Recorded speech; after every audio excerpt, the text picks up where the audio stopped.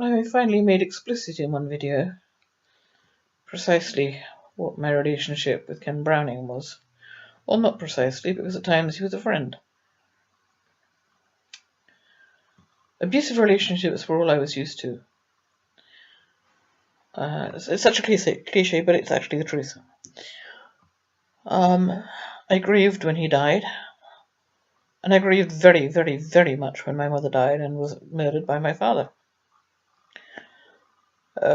Notwithstanding that there are times now that I absolutely hate her, but then I'm still waking up. I'm still waking up and becoming aware of exactly how abusive she was.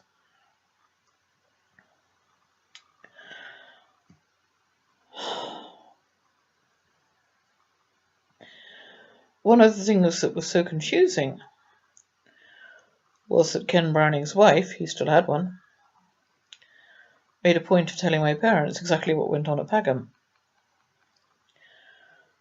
He was still welcome in my parents' home. And on one particularly memorable occasion, I was alone with my father and Ken Browning. Not quite sure where my mother was. She was still alive, but she wasn't there. Well, she must have been, because she died some months after Ken.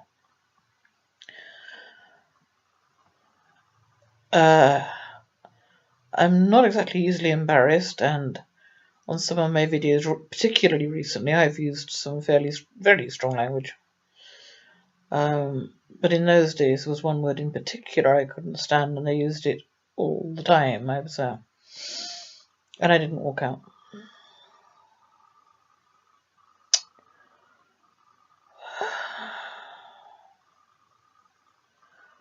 You have to ask yourself, what kind of parents welcome their daughter's pimp into their home?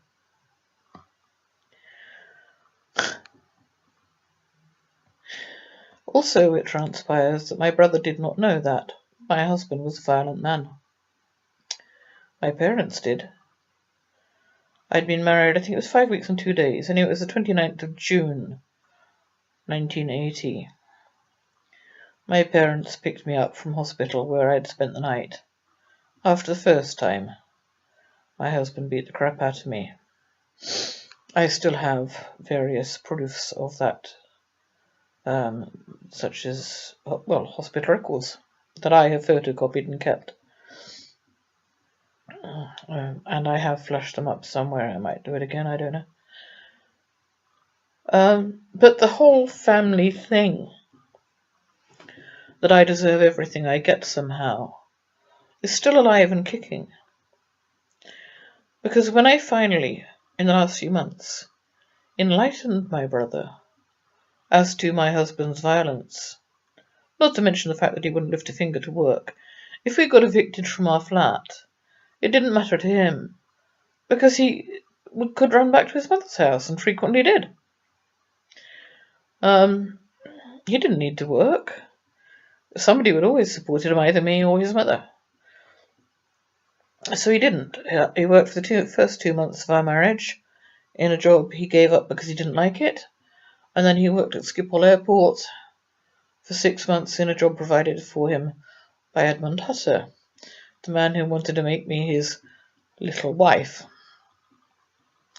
I think it suited Edmund quite nicely to get my husband out of the way for 6 months. Didn't work. Oddly enough, that would have felt like adultery. I can never explain the way my mind worked back then, ever. And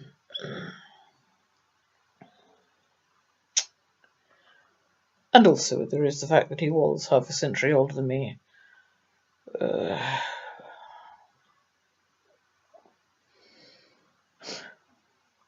Just a bit beyond the pale.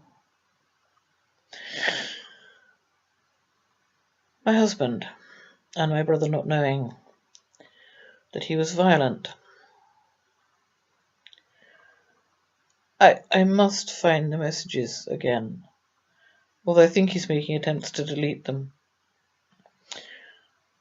But basically, he asked if my husband had had any more relationships after I divorced him.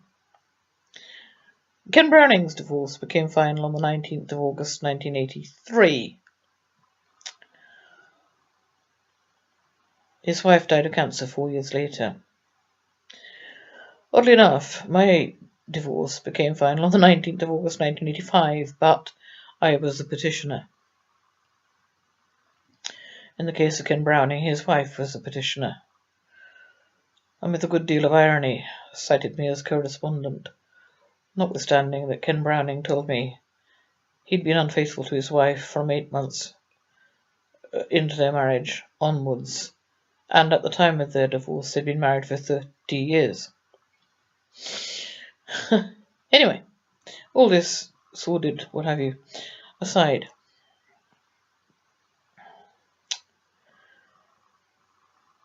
yes, my ex-husband has been in a relationship for something like 18 years. Appears to be quite happy. And when I was asked if he'd been violent towards his partner, my answer was, I don't know. She spoke of his darker side, in the days when we were all quite friendly still. Never expanded on what she meant by his darker side. As far as I know, he's never beaten her up. But she's better protected by the law than I am, because she's not married to him. In 1980, in fact between 1980 and 1985, when a husband beat a wife up, it was regarded as a domestic, and as I didn't press charges on that vital first occasion, the police could never be bothered ever after. So I don't think he has, don't know. And my brother then went on to say one of the most vile remarks that went completely unchallenged by me, that he was glad that my ex-husband, had found a woman more suited to him. That passive aggression just never goes away in my family. They always manage to make me feel as if I'm the demon.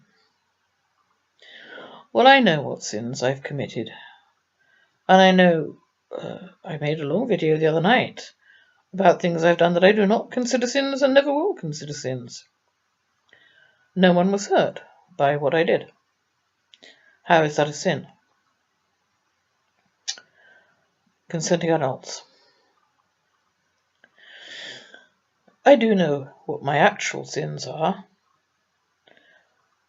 and they have nothing at all to do with sex. Nothing.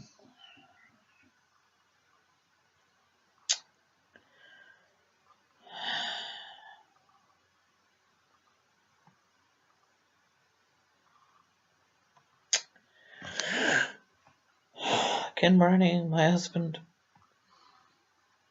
my whole abusive family, and the fact that they're still doing it. And my brother could have told me in the private messages what he thought about what was going on between his son and I, politically, basically. Although I did insult his son's mother, which is to say, my brother's wife. I couldn't help it. I was so angry. I think I had reason to be. I've never done a damn thing to my brother's wife. She has no reason to forbid her husband to speak to me on their phone. Anyway, my brother could have private messaged me what he had to say instead of putting it on my timeline, could he not?